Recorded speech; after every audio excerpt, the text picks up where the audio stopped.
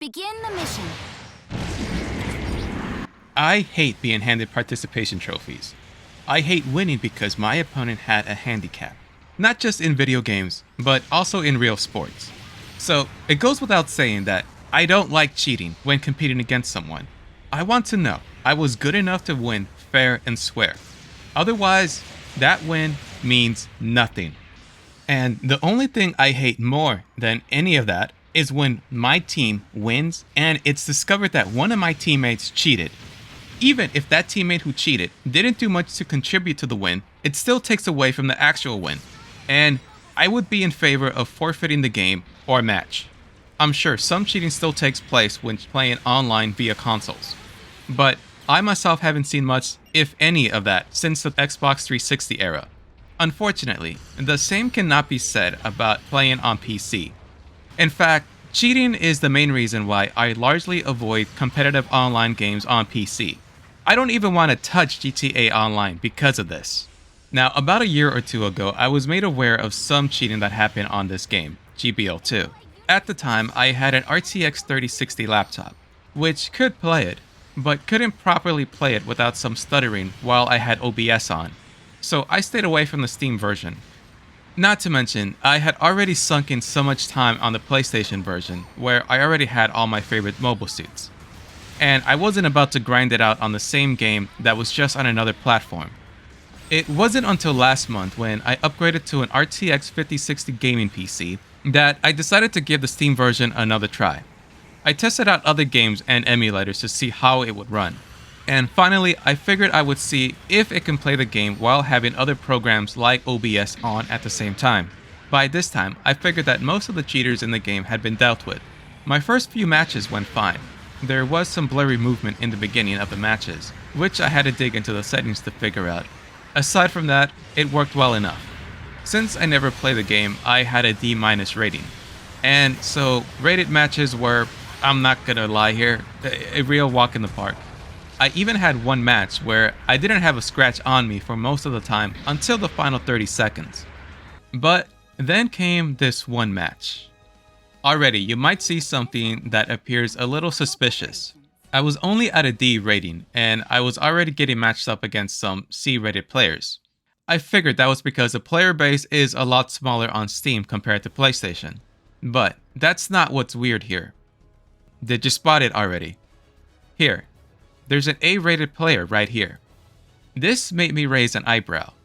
I mean, a B-rated player I would still understand. Again, it's a much smaller player base. Maybe the game just put me here because I finished the previous match with barely a scratch on me. I also only played around 3 to 4 matches up till this point on my new PC. So I didn't have a lot of experience playing these matches and seeing the skill ranges for the types of players here. It's a 400 cost rated match. I had gone to the data point store to purchase a Gundam, level 1, since I didn't have my personal favorites from PlayStation. Still, you can't really go wrong with the Grandpa Gundam. As I ready up, I noticed that the A-rated player has a crossbone Gundam. Logically, I figured he would change to something else, since the crossbone is a 750 cost match suit. There's no way he can use it. It's a 6v6 match, and it looks like we're gonna have 2 supports. Everyone else is already readying up. And so, I figure he's gonna select a raid suit. Even if he's not great playing raid, surely an A-rated player should have no problem going up against a bunch of D and C-rated players, right? The countdown timer gets down to 10 seconds, and to my shock, he readies up with the crossbone Gundam. I struggled to believe this was possible, thinking that maybe he would somehow get disconnected or the match just wouldn't happen. But sure enough, we all spawn into the map, and there it is. A 750 cost mobile suit in a 400 cost rated match. It flies around the map without giving it much thought, no cautiously sticking to the right or staying close to the team.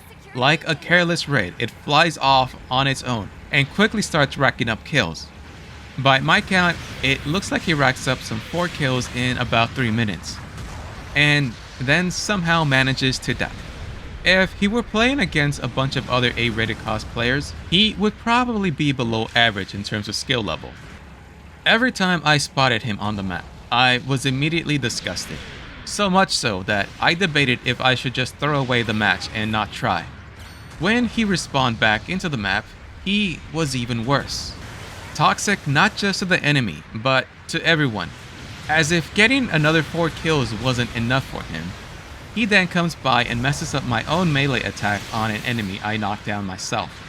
Almost immediately after that, the punk decides to actually knock me down because who the hell knows why. Funny enough, it was then that I noticed another one of my teammates was not happy with him either, and knocks him down. I also love that it's a Pale Rider ground type that does this, since that's one of my favorites. Anyway, the Crossbone Gundam goes off to get another 2 kills before finally dying again, which is just pathetic. A 750 cost suit going up against nothing but 400s, and it still manages to somehow get itself killed twice. I can only imagine how terrible this guy would be as a teammate in the lobby with a bunch of actual A-rated players and with the same cost mobile suits. I have had the displeasure of running into a handful of toxic players in my days playing on PlayStation, but this one I have even less respect for. In total, I think he racked up about 13 kills for the entire match. So I decide to steal his final kill right at the very end, and the Pale Rider ground type once again decides to knock him down. Normally, I don't support nor condone knocking down teammates or griefing them, but this is one such exception. To no one's surprise, he gets top score in all 4 categories. And I hope I'm not the only one who actually took the time to report and block this guy. Looking at the score and how one-sided it was, I don't think we even needed him or a 750 cost suit for that matter. Sure, it got 13 kills, but that only averages to more or less about 5,525 points. Take those away and we still would have been well ahead of the other team. Still, cheating is cheating, and even though it's only a D+ that this win got me to, and despite having done fairly well in the match, it didn't feel earned. I'm sorry to everyone on the other team. This was not fair, and it was wrong for this player to do what they did. As for everyone else, it goes without saying, but do not do this. Not only is it wrong, but it's 2026.